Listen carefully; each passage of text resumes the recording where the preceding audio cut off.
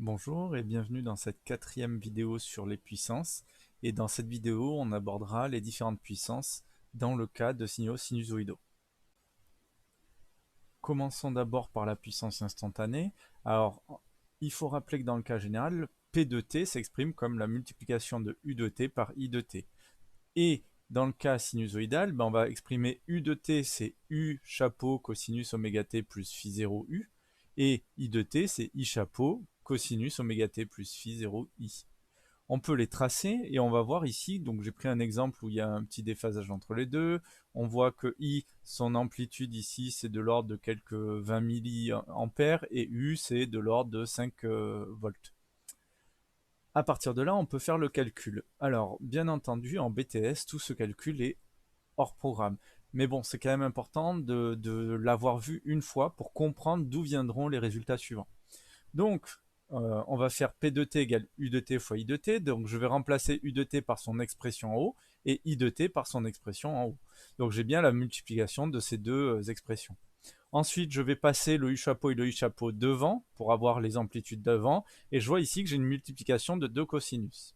Alors là, à ce moment-là, il faut utiliser une propriété mathématique. Cette propriété mathématique, elle dit que quand j'ai un cosinus fois un autre cosinus, ça donne cosinus de A plus B, donc c'est-à-dire le cosinus de ce qu'il y avait à l'intérieur du premier plus ce qu'il y avait à l'intérieur du deuxième, plus cosinus A moins B, donc encore une fois, ce qu'il y a à l'intérieur du premier, moins ce qu'il y a à l'intérieur du deuxième, le tout divisé par 2. Ça, c'est une propriété de la trigonométrie, c'est une propriété qui est connue et qu'on ne redémontrera pas de toute façon. Ici, dans mon cas à moi, c'est quoi le A? En fait, c'est ce premier élément, oméga t plus phi 0 u, et le B, c'est oméga t plus phi 0 i. Donc si j'applique cette propriété à mon signal qui est ici, je vais retrouver U chapeau, I chapeau, et je vais avoir un cosinus avec dedans le A plus le B, et le second cosinus, le A moins le B. Maintenant, il y a un petit truc intéressant. Dans le premier cosinus, ici, je vois que j'ai deux fois le oméga t en positif. Donc ça va me donner un 2 oméga t. Et dans le deuxième cosinus, je vois que j'ai un plus oméga t et un moins oméga t qui vont s'annuler. Donc au final, je vais obtenir quoi? Je vais obtenir U chapeau, I chapeau, cosinus 2 oméga t plus phi 0 de I, plus un cosinus qui, lui, ne dépend plus du tout du temps, où il n'y a que des constantes, phi 0 u et phi 0 i. Donc ce résultat-là, qu'on peut réexprimer, donc ici comme c'est une somme, je peux dire que c'est la somme des deux fractions, hein, et je distribue le U chapeau I chapeau sur chacun des demi-fractions, ça me donne un P de T. Alors on va essayer de l'interpréter un petit peu cette expression, donc je la réécris ici. En fait, elle est composée de deux éléments. Si je trace ce signal, je me rends compte que mon signal bleu, il est ici. Et dans ce signal bleu, on voit deux choses intéressantes.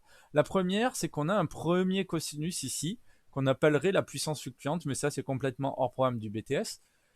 Il est à deux fois la fréquence de mes autres sinus. Ça on le voit bien graphiquement si on regarde. Ici la période de ma puissance est deux fois plus petite que la période de ma tension ou que la période de mon courant.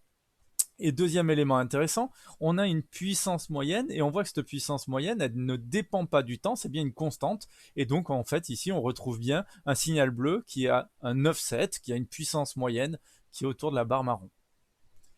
Parlons maintenant de la puissance active. La puissance active, elle est définie dans le cas général comme la valeur moyenne de ma puissance instantanée.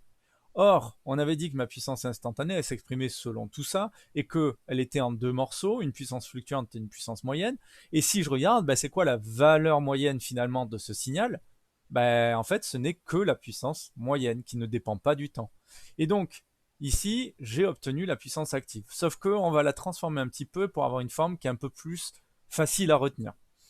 Déjà, on va écrire que U chapeau, c'est U efficace fois racine de 2 quand je suis en sinus pur.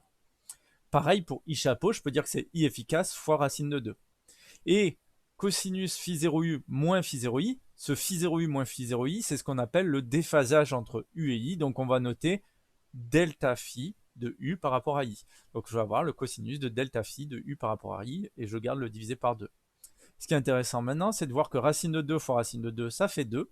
Et que finalement, ici, ce 2-là peut se simplifier avec le 2 que j'avais en bas de la fraction.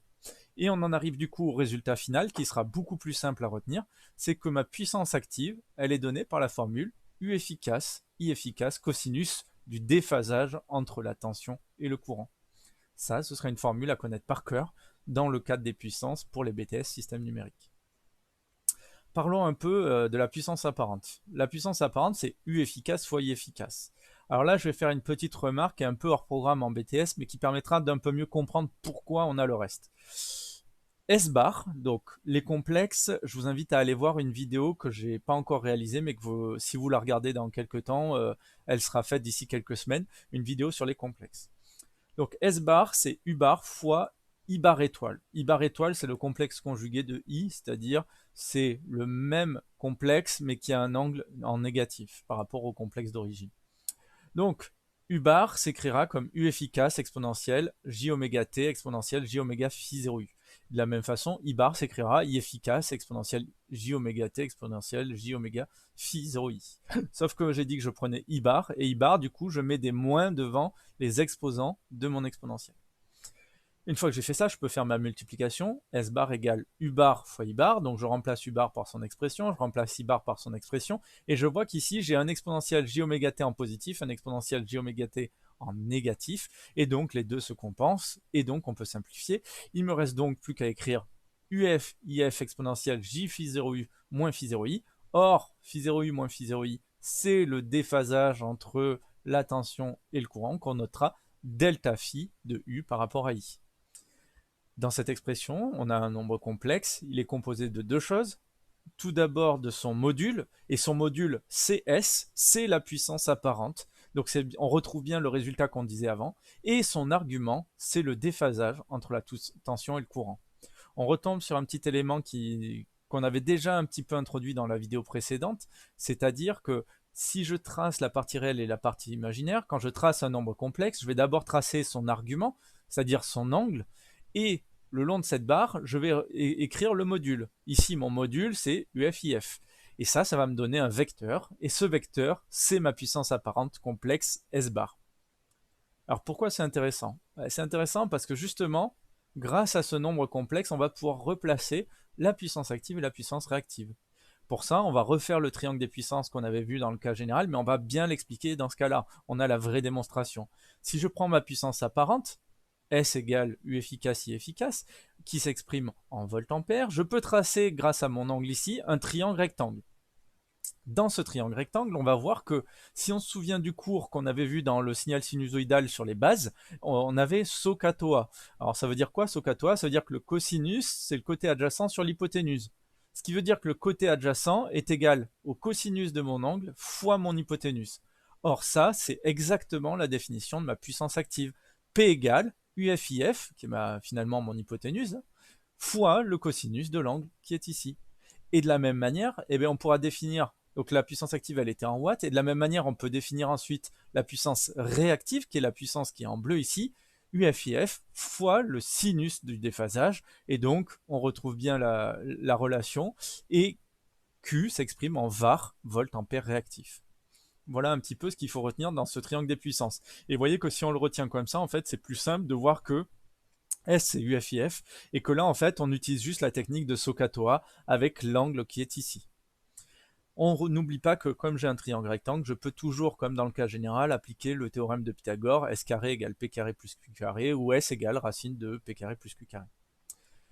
Parlons enfin du facteur de puissance. Le facteur de puissance, il est défini comme lambda égale P sur S, ça c'était la formule qu'on avait dans le cas général, avec P qui est en watts, S qui est en volt-ampère, et lambda qui est sans unité. Dans notre cas, P c'est UF, IF cosinus delta phi, et S c'est UF, IF. On peut simplifier les UF, on peut simplifier les IF, et on en arrive à la relation que le facteur de puissance dans le cas d'un signaux sinusoïdaux, le facteur de puissance lambda vaut cosinus de delta phi de U par rapport à I. Si on résume ce qu'il faut savoir dans ce chapitre, il faut savoir que la puissance instantanée, c'est U de t fois I de t, mais surtout, on n'apprendra pas la démonstration, on ne parlera pas de la puissance fluctuante ni tout ça, on s'en fiche. Ce qu'il faudra retenir par cœur, par contre, c'est l'expression de la puissance active, P égale UF IF cosinus delta phi, avec P qui est en watts, bien sûr. La puissance réactive Q égale UF IF sinus delta phi, avec Q qui est en volt ampère réactif. La puissance apparente, S égale UFIF, mais ça c'est la même formule que dans le cas général, avec S qui est en volt-ampère, et bien entendu le facteur de puissance qui vaudra cosinus de delta phi de U par rapport à I, qui est sans unité. Bien entendu, ces formules sont plus simples à retenir si on se souvient du triangle des puissances, avec l'angle ici qui est le déphasage entre la tension et le courant. La hypoténuse de ce triangle sera la puissance apparente S. En bas, on aura la puissance active avec le cosinus. Et à droite, en verticale, on aura la puissance réactive avec le sinus. Et on n'oublie pas qu'il y a la relation de Pythagore. Voilà, vous savez tout dans ce chapitre.